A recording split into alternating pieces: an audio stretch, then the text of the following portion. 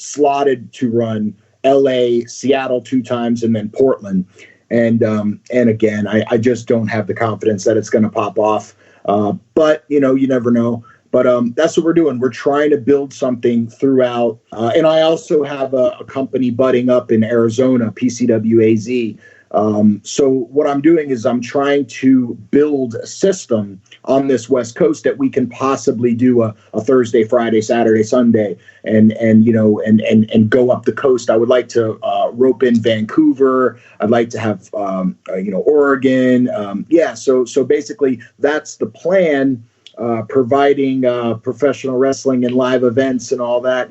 So at this point, you'd look at it like, oh man, it's, this is a big wrench in the plans, but it's also a time where everybody's knocked down at the same time. So we're all in level playing field. And, now it's a different work, it's plotting, it's planning, it's thinking, it's figuring things out and building visions and figuring out how to actually, have that stuff come to fruition. So little by little, and I think we'll be back working sooner or later. But again, I don't know about 2020.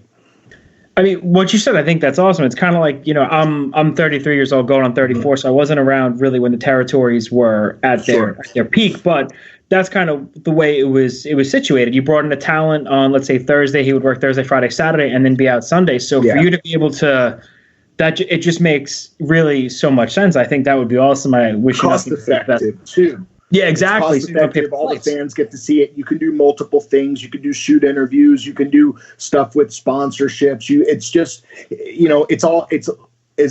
It's the work is in linking it all together and figuring it all out and getting it all to work. But once you have that, then it all kind of feeds into other. It all works together. So it saves you a lot of money, and it also expands your promotion, expands your profile, gives the boys a really cool, to do tours, on the weekend instead of just, we're like, I'm older, so I hate wrestling in the West Coast on a Friday night and then flying all the way to the East Coast for, Saturday morning or on a red eye.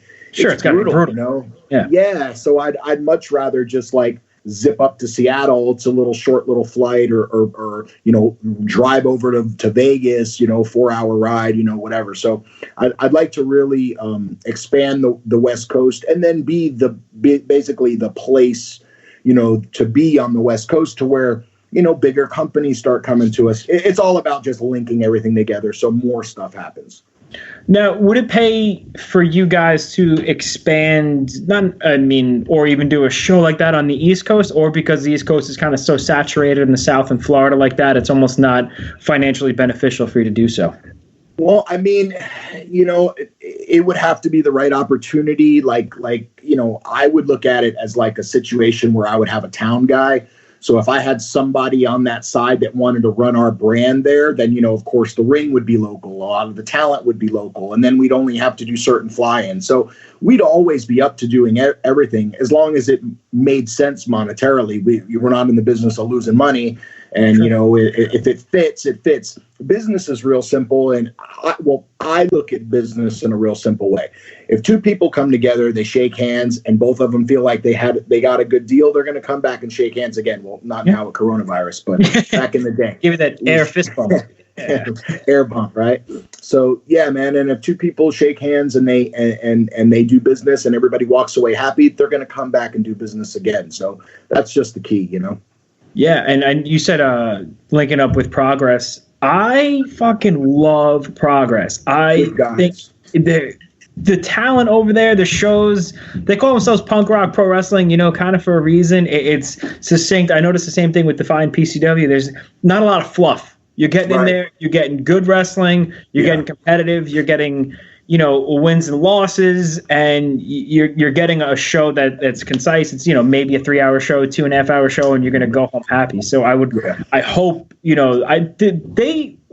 did they do a loop with Defy last year when Progress came to the America? Yeah, we did. I started this thing called the Wrestle Summit, and the first one I held in Los Angeles, and it was PCW, Defy, and that's actually when we really joined with Defy because we had such a good time, and they really loved what we did. We really loved what they did. It was us, Defy. It was supposed to be AEW, but they ended up Jungle Boy was on it, and his dad passed away and all that, so he pulled off of it, which understandably. And then the second one we did in Seattle, and it was a 2-night, and it was us, and it was just us and Progress and Defy. And then Progress loved us, and we all got on with them. So then Progress decided to bring me and my partner to England, which obviously is not happening now. And then we're doing this tour. So we're crossing our fingers for the tour. Maybe, when all the travel stuff gets worked out, we'll end up being over there in England, which is really nice because I haven't been over there, and to be over there with Progress is where, I like to go, with the best companies, so. Sure. Most reputable and, Sure. And speaking of the West Coast next year, I know WrestleMania is, as of right now, WrestleMania is in LA. How does that affect you? And do you guys plan more shows around? I know WrestleCon is just enormous, and this year, unfortunately, so many. We were just talking about it. We had Rich Palladino on from Beyond Wrestling 2 days ago, and we were just talking about how much, the fans don't really understand how much the wrestlers lost last weekend. The independent wrestlers, the promoters, the smaller companies that were expecting to run 3 nights in a row, or the wrestlers that were going to be at WrestleCon for 2 4-hour signings and then 3 shows in a row. So it's such a bummer, and we could touch on that. But as far as you guys for next year, do you have anything you're looking to plan, anything around there, possibly shows in the area? I'm sure that's going to be absolutely. So I would I've got a really great building, that the Ultratorium we call it, and that's that bigger building. If you see the later shows, I believe from 2017 we start in there. And so I would love to house Defy. I'd love to house MLW, Progress. Everybody that would want a big, really nice building. I would love to host that. Again, if it happens, and they're interested and all that, and whoever else, but yeah, I was stoked that that WrestleMania was coming to LA. I thought that was going to be really great. So hopefully it pops off, because like you said, that is a huge weekend for us. Just for instance, I think I purchased like 150 T-shirts, because I was going to have PCW, Defy, and then WrestleMania. It was like boom, boom, boom, boom, boom. And right before, it was March 27th was supposed to be PCW. March 29th was Defy. And then we were zipping out to Tampa for WrestleMania. So, yeah, I'm sitting on a boatload of merch, and, it is what it is, but, it sucks. So. Yeah, they're not going to go bad, but the thing is, last year, when we were at WrestleMania last year in New York, and I think business-wise, it has to make the talent's there anyway, so you don't have to worry about flying anybody in. You just get the talent you want on the shows. They have the Pancakes and Pile Driver show, and they had the UK show last year. It was so good. So I would. It's good form to chip in on flights. A lot of guys, they'll fly themselves out, and they'll whatever they're going to pay. But promotions are really good at saying, okay, you're going to work for 5 guys or 10 guys or whatever. We'll all chip in on the flights and stuff like that. So the wrestlers tend not to lose, especially if they're kind of vets and they're crafty and they know what's what. Some guys are just happy to be there, but like a guy like me, I would kind of split my stuff, and I like to stay kind of elusive there. I was only going to do Progress. I only had a couple things because I don't want to be, first of all, my body's kind of banged up, but I don't like that pressure of, I'm going to run to this one, and then I'm going to run to the next one, and then I'm going to run to the next show. Last year I was there, I did all the MLW stuff, and that's really all I did. I like to be there. I like to be able to sell merch and do my thing and wrestle and this and that, but I don't like to hit, 50 shows or 10 shows. 2 or 3 is cool with me. Sure, I remember Janela last year was on every show, and every time I turned around, David Starr was wrestling. I'm an hour ago you were in a different state. I can't imagine that. What that's you mentioned MLW, so let's get to MLW. When did that come about? I know you were with War Beast in PCW, and now we're at the Contra unit in MLW. How did you get in touch with MLW? Did you get in touch with Court Bauer? Was he looking for talent? How did that come about? So I'm from Florida. MSL, who is vice president of MLW, is from Florida and lives in Florida. There was, I've known M forever, and there was an opportunity a few years back with this millionaire was running this thing, and M had me in on that. And wrestling is like, especially from my perspective, it's like I don't bug my friends for work or nothing like that. But when the opportunity comes, I'm always the type of guy to where it's like I don't ask for work because I might get the job I don't want. So when somebody wants me, they want me. So that's cool, So there was an opportunity. They contacted us. They wanted to do this real far out idea. I've reinvented myself multiple times. So a lot of wrestlers were probably like, oh, I don't want to change. I don't want to do this. I was like, cool, man. That sounds fun to me. The money was right. The schedule was right. The angle popped in front of us was right. And then they wanted me for my mind. So they were like, look, we understand you're at the end of your career. We love your work. We want you to do this thing. We want you to wrestle, but we really want you for your mind, and we want you for what you bring to the table to the office. So that was very attractive to me. So right away I was in on creative meetings and agenting and all that stuff. And I really love that. So I've built companies before, and I started booking probably earlier than I should have, like maybe 4 years into the business, but I always had a good head for it.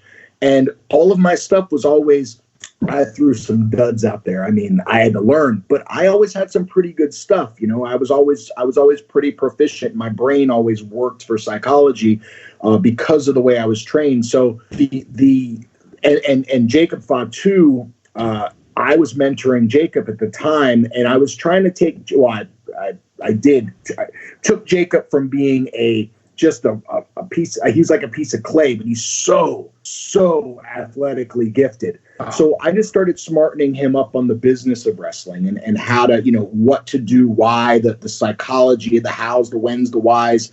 And he was like a duck to water. Obviously, his family, his heritage, everything, everybody's just like amazing in that family for professional wrestling.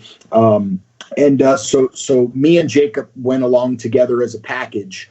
And then a year into it, they were super happy, and they were a little panicky about, hey, because I only signed a short deal because I had never signed a contract before. I was always like Brody, and I was always super sketch about signing a contract with him. In and out, right? I signed a real short one, and then our year came up, and they were a little sketch about it, and they were like, hey, we want to keep you guys on, and I was just like, sure. So we signed a long-term deal with them. That's awesome. And, we were at the Opera Cup show a couple of months ago in Queens in the Melrose Ballroom. I know you guys are going to, supposed to be running New York again, I believe in June or July. Yeah, I don't know. It's all up in the air right now. So yeah. But, the Contra unit, it really took over MLW by storm. It was one of the coolest, newest things. One thing we didn't talk about, the name of the Sheik is legendary in professional wrestling. Mm-hmm. You got the name from Sabu? Was that storyline, or was that actually down from Eddie Farhat? Yeah. So a friend of mine in Florida. What happened was I was in a tag team, and the tag team was called the Black Market. We started off as the Market Crashers. We had done Puerto Rico and all this stuff, and my partner had wanted to leave the business and go into MMA. And I was like, okay, cool. What am I going to do?